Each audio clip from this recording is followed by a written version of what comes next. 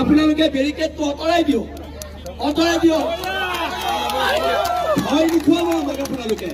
গণতান্ত্ৰিক প্ৰতিবাদ হৈছে, গণতান্ত্ৰিক প্ৰতিবাদত আপোনালোকে শ্ৰদ্ধা জনাওক, শ্ৰদ্ধা জনাব লাগিব। আপোনালোকে বুধেশ্বৰ গগৈক যে হত্যা কৰিলে, সেই হত্যাকাৰীজনক আজিলৈকে আপোনালোকে ধৰিব নোৱাৰিলে, আৰু ইয়াত এটা বেৰিকেড লগাই বীৰত্ব দেখুৱাব আহিছে। কি কথা, কি কথা এইবিলাক? যদি জেললৈ পঠিয়াই মোক পঠিয়াই দিয়ক, কিন্তু খিলঞ্জীয়া মানুহে শিৱসাগৰ ৰাজপথত খোজকাঢ়িবলৈ ওলাই আহিছো, অধিকাৰৰ কাৰণে ওলাই আহিছো। আপোনালোকে যে আপোনালোকৰ চৰকাৰৰ মুৰব্বীবিলাকে খুব টুইট কৰে, এই যে জিমি দাসক যে মাৰিলে তেতিয়া যে আমি টুইটটো নেদেখিলো কেলে? সেই ভিডিঅ'ত আমি টুইটটো নেদেখিলো, টুইট নেতি কিবা এটা কৰি থাকে আপোনালোকৰ মুৰব্বীজনে, সেইটো আমি নেদেখিলো। এতিয়া কথাবিলাক হৈছে আমি সিদ্ধান্ত ললো, আমি মাৰ খাই জীয়াই নাথাকো, আমি মাৰ খাই জীয়াই। আৰু আজি ইয়াত শিৱসাগৰ জনগণে এটা সিদ্ধান্ত লওক, কি হয় শিৱসাগৰ পৌৰসভাই আমি 30 জাতীয় জনগোষ্ঠীয় সংগঠনে পৌৰসভাক স্মাৰক দিম, 7 দিনৰ ভিতৰত মাৰোৱাৰীৰ প্ৰতি নাম সলনি কৰক, আমাৰ শ্বহীদৰ নামত দিব। যদি এলাহাবাদৰ নাম প্ৰয়াগৰাজ হ'ব পাৰে, মাৰোৱাৰীৰ প্ৰতি নামো আমাৰ শ্বহীদৰ নামত হ'ব পাৰিব, হয় নে নহয়? আজিৰ পৰা এখন সংগ্ৰাম, এই সংগ্ৰামখন আঁঠু কাঢ়ি কাণত ধৰি জীয়াই থকাৰ সংগ্ৰাম নহয়।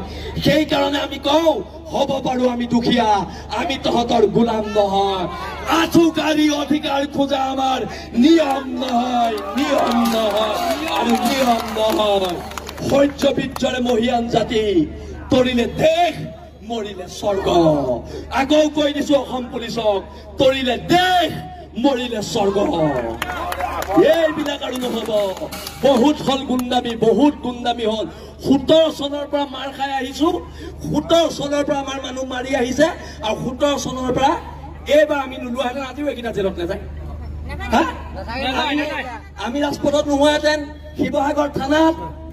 শিৱসাগৰ থানাত OC টেবুলত বহি লাল চাহ চিংৰা খাই জামিন দি দিলেহেঁতেন, হয় নে নহয়?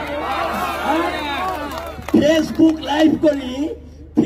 লাইভ কৰি জাতীয় সংগঠনৰ ল'ৰা এটাক মাৰিলে, মৰাৰ পিছত প্ৰতিবাদ হল, প্ৰতিবাদ হোৱাৰ পিছত সেই মাৰোৱাৰী মানুহজনক শিৱসাগৰ তেতিয়া OC কোন আছিলে মই পাহৰিলো, OCয়ে লাল চাহ আৰু চিংৰা খাই জামিন দি দিলে।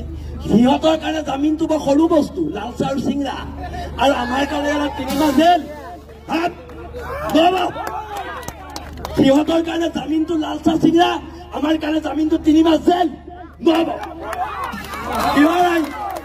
আপোনালোকৰ আইনখন ক'ত যায়গে? মাৰোৱাৰী কেইটা দেখিলে ক'ত যায় আইনখন আপোনালোকৰ? আমাৰ চব আমি স্বাভিমানেৰে জেলত থাকো, কিন্তু মই আজি আপোনালোকক কৈ দিছো, আজি প্ৰশাসনক কৈ দিছো, স্বাভিমানে আমি জেলত থাকো, কিন্তু থাৰ্ড ক্লাছ মাৰোৱাৰী এটা ভৰিত নধৰো। না তাৰ পৰা পইচা খাওঁ, না তাৰ লগত কিবা ব্যৱসায়িক সম্পৰ্ক আছে, একো নাই। স্বাভিমানেৰে জেলত থাকিবলৈ আমি গৰ্ব কৰো। আৰু যদি আপোনালোকে, মই এতিয়াও কৈছো, এই মানুহখিনিক যদি সুৰক্ষা দিবলৈ আপোনালোকে বিচাৰে, সেইটো আপোনালোকে ঐতিহাসিক ভুল কৰিব, সেইটো ভুল নকৰিব। আজি ইয়াত থলগিৰি মানুহ ওলাই আছে, আজি ইয়াত হিন্দু মুছলমান ওলাই অহা নাই, থলগিৰি মানুহ ওলাই আহিছে। আৰু এই থলগিৰি মানুহৰ স্বাভিমানক আপোনালোকে শ্ৰদ্ধা কৰক, শ্ৰদ্ধা কৰিব লাগিব। শিৱসাগৰ পুলিচ প্ৰশাসনে শ্ৰদ্ধা কৰিব লাগিব, কাৰণ আজি ইয়াৰ SP খিলঞ্জীয়া মানুহ, তেখেতৰ লগত কথা বতৰা হৈছে, গণতান্ত্ৰিক আন্দোলন কৰিম বুলি আমি কৈছো, কাৰণ তেওঁ খিলঞ্জীয়া মানুহ। ইয়াৰ OC খিলঞ্জীয়া মানুহ, ইয়াৰ এডিশ্যনেল SP খিলঞ্জীয়া মানুহ। খিলঞ্জীয়া মানুহ কাৰণে আমি আপোনালোকক শ্ৰদ্ধা কৰিছো। আপোনালোকে বেৰিকেডটো অঁতৰাই দিয়ক, আমি খুব শান্তিপূৰ্ণ গণতান্ত্ৰিকভাৱে ইয়াৰ পৰা আগবাঢ়ি যাম। আৰু সকলোৱে মিলি এটা কথা অংগীকাৰবদ্ধ হওক, সকলোৱে হাত মুঠি মাৰি কওক, মাৰ খাই জীয়াই নাথাকো।